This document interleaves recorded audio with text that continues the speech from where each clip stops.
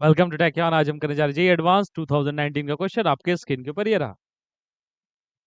A parallel plate capacitor of capacitance C has spacing D between two plates having area A. The region between the plates is filled with n dielectric layers parallel to its plates, each with thickness equal to D by n. The dielectric constant of the mth layer is K 1 plus m by n. For a very large n greater than 10 to the power 3, the capacitance C is alpha K epsilon naught A by DL into alpha की value पूछा गया है.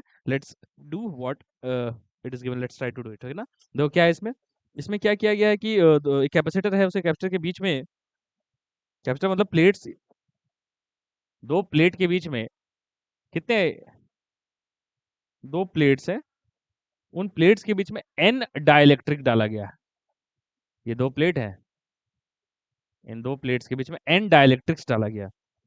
तो n dielectrics डाला गया है और इस दोनों के बीच का स्पेसिंग दिया हुआ है स्मॉल d, मतलब स्मॉल d, और n डाइलेक्ट्रिक्स और हर डाइलेक्ट्रिक का जो विड्थ है वो है d बाई n. मतलब चलो एक डाइलेक्ट्रिक हम लोग एज्यूम कर लेते हैं किसी डिस्टेंस x पे. तो किसी डिस्टेंस x पे एक डाइलेक्ट्रिक एज्यूम कर लेता हूं मैं जिसकी width dx. Then we can understand it better.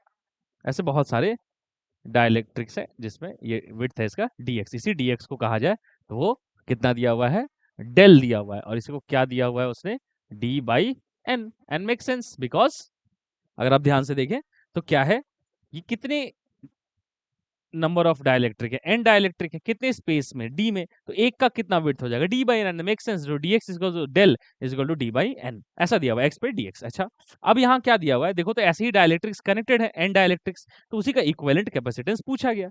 अब इसमें कुछ करना नहीं है, देखो ध्यान से अगर आप देखेंगे एक चीज बात समझ में आएगी कि देखो ये कौन सा डाइलेक्ट्रिक है, mth डाइलेक्ट्रिक है. अच्छा, mth डाइलेक्ट्रिक है, तो हम कह सकते हैं ना कि देखो तो mth डाइलेक्ट्रिक, तो m वा डाइलेक्ट्रिक है, तो m टाइम्स ऑफ कितना, डेल, ये कितना रहा होगा x. अरे पूरा डिस्टेंस x कितना होगा, m times of del. Correct. अच्छा, उसी तरीके से पूरा डिस्टेंस d ये कितना है देखो, तो capital N times of del is complete distance d. Wow. ठीक. अब ध्यान से देखो तो इसमें लिख सकता हूं ना मैं, m by n is nothing but x by d. This is important है ना, ये काम का चीज है. ठीक.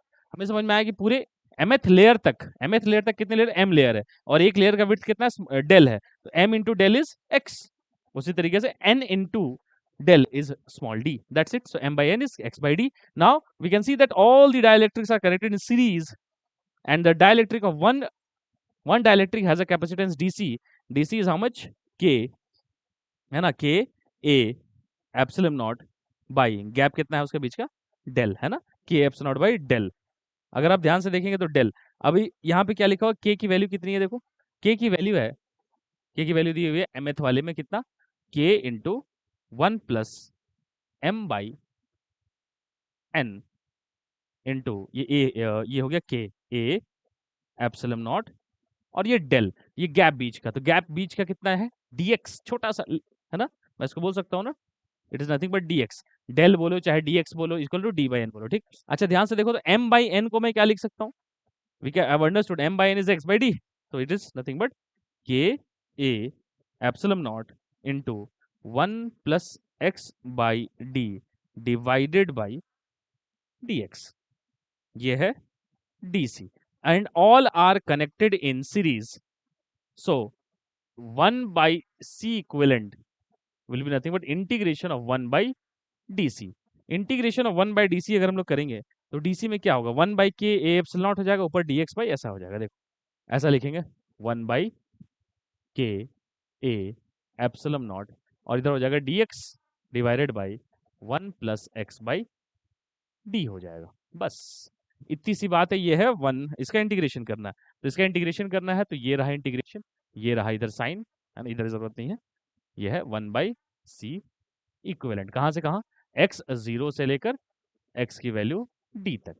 बस क्या था फिर, 1 बाई के ए एप्सिलॉन नॉट, वो है ln 1 plus x by D, और 1 बाई डी से डिवाइड करेंगे तो ऊपर आ जाएगा डी, है ना, तो ये 1 प्लस एक्स बाई डी कहाँ से कहाँ, हाँ ये चलेगा, एक्स 0 से डी तक।